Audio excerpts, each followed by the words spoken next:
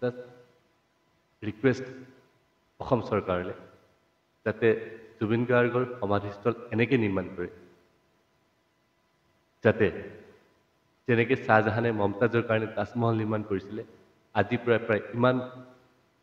600-700 বছৰ বা 500 বছৰ পিছতো যেনেকৈ তাজমহল গোটেই পৃথিৱীৰ মানুহে পৰিভ্ৰমণ কৰিবলৈ আহে এটা সমাধিস্থল হিচাপে নাহে পৰ্যটকে প্ৰদৰ্শন কৰিব আহে ঠিক তেনেদৰে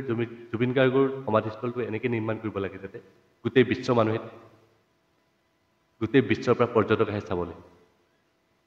আৰু এইটো এটা ভাল অপৰচুনিটি হয় অসমৰ চিফ মিনিষ্টাৰ হিমন্ত বিশ্ব শৰ্মাৰ কাৰণে কাৰণ তেওঁ যদি যুগ যুগ ধৰি সময় জীয়াই নিজৰ নাম ৰাখিব বিচাৰে বা ইতিহাসত তেতিয়াহ'লে তেওঁ এনেকুৱা এটা বস্তু নিৰ্মাণ কৰিব লাগে যিটো বস্তুৰ নাম আহোঁতে কোনে নিৰ্মাণ কৰিছে তাৰো নাম যাতে উল্লেখ হয় কাৰণ তেওঁ এতিয়া যদি জুবিন গাৰ্গৰ সমাধিস্থলটো এনেকৈ নিৰ্মাণ কৰিব লাগে যাতে বিশ্বৰ 7টা আশ্চৰ্য বস্তুৰ ভিতৰত আৰু এটা অন্তৰ্ভুক্ত হৈ যায় তো যেতিয়াই যাতে জুবিন গাৰ্গৰ সমাধিস্থলৰ নাম আহে তেতিয়াই যাতে চিফ মিনিষ্টাৰৰ নাম আহে তেওঁ এনেকুৱা কাম কৰক আমি সেইটোৱে বিচাৰোঁ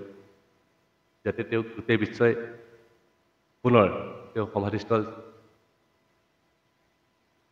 চাবৰ বাবে আহে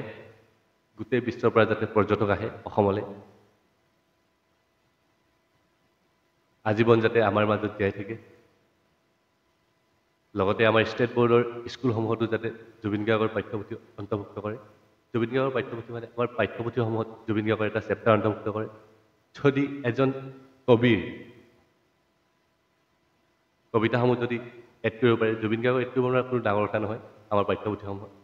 কাৰণ জুবিন গাৰ্গে অসমীয়া সমাজৰ কাৰণে বা অসমৰ কাৰণে ইমান কাম কৰি থৈ গৈছে তেওঁকো পাৰে আমাৰ ছাত্ৰ ছাত্ৰীসকলে তেওঁকো পঢ়াৰ অধিকাৰ আছে ত' আই হোপ এইবোৰ কাম যাতে হয় very soon and thank you so' much for connecting me